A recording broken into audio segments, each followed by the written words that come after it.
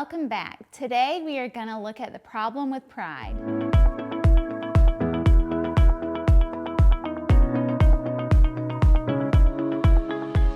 So when it comes to pride, or the problem with pride, is that it keeps us from a close relationship with God, while it also keeps us from seeking forgiveness from others, while it also keeps us from forgiving others, because if you're prideful, then you have a hard time seeing where you've been wrong.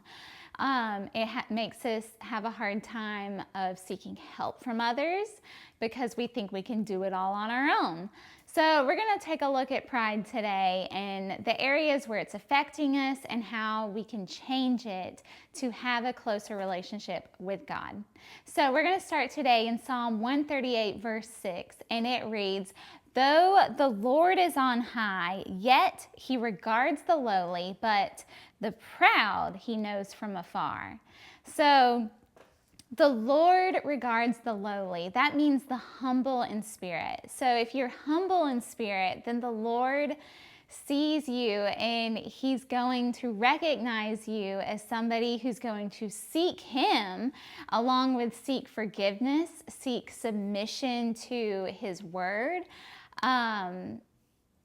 in all the other areas where being humble takes place. But if you're proud, the Lord doesn't recognize you. He knows you from afar.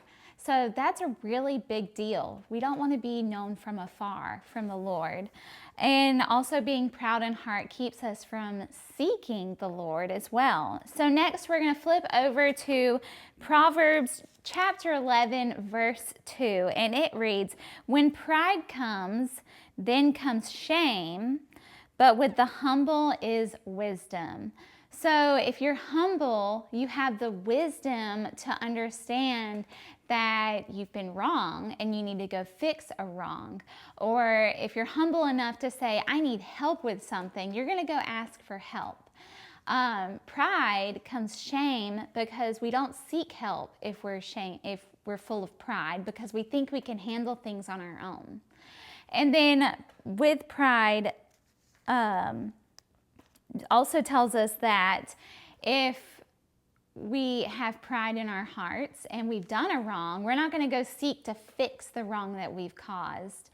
So that's one area that we need to be humble in, is through wisdom of being able to admit your rights and your wrongs and seek help, seek forgiveness, and all those areas that come with being humble in spirit. But when pride comes, then comes shame. So we do not want shame because of our pride. Next, we're going to flip over to Proverbs 21 and verse 4.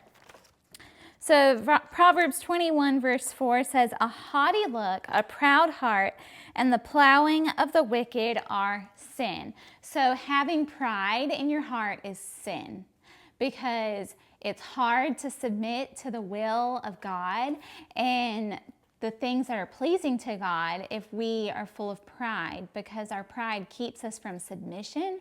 Our pride keeps us from loving the way that we need to love. And our pride keeps us from obedience in all the areas. And also it says it's sin. So it keeps us from that close relationship to God.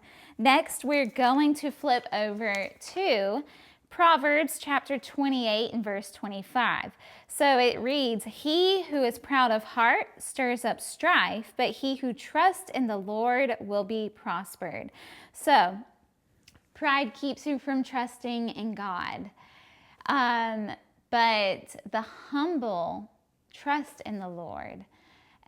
So we want to have that humble spirit that admits when we're wrong, admits that we need help, helps others when we know they need help. We want to have a spirit that is trusting in the will of God, so we're going to be obedient because we're humble enough to know that we're in sin. But if you're prideful, you're not going to be humble. You're going to keep it to yourself and say, I haven't done any wrong. I don't need to seek their forgiveness. They should be forgiving me. But that is pride and that is sin. And we don't want that, but instead we don't want to stir up strife, but we want to trust in God. So pride keeps you from trusting in God. So today I want you to take a heart check of yourself. See the areas where you have possibly been prideful. Maybe it's something at work. Maybe it's with family. Maybe it's some issues with other things in your life.